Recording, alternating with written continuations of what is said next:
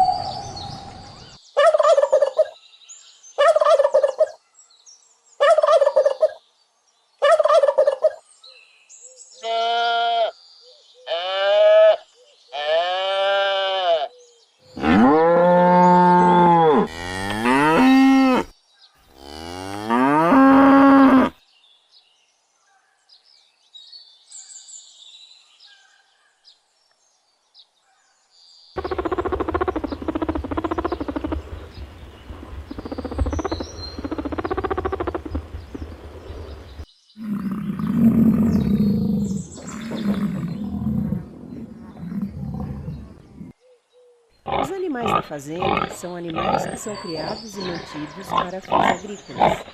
Entre eles estão as vacas, galinhas, porcos, gansos e muito mais.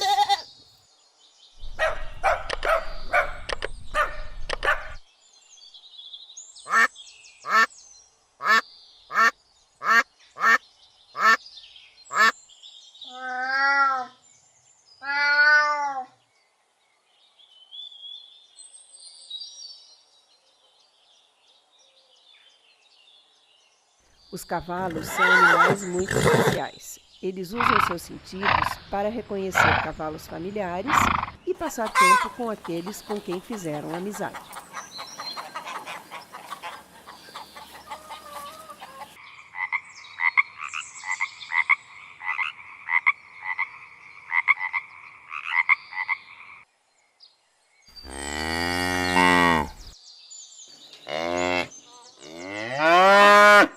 As cabras estão presentes nas fazendas e o seu leite é muito apreciado para a produção de queijos. Os gansos também estão presentes nas fazendas e seus ovos e penas são muito apreciados.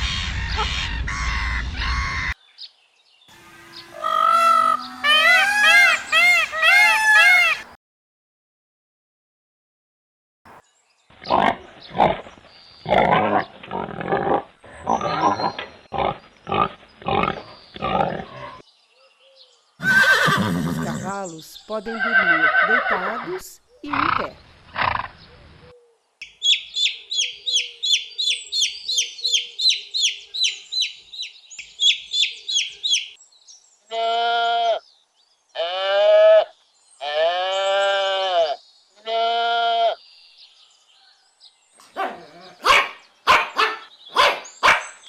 Se você é um dos amantes do mundo animal e gostou desse nosso vídeo, deixe seu like e se junte agora à nossa família de amantes dos animais. Não é inscrito ainda?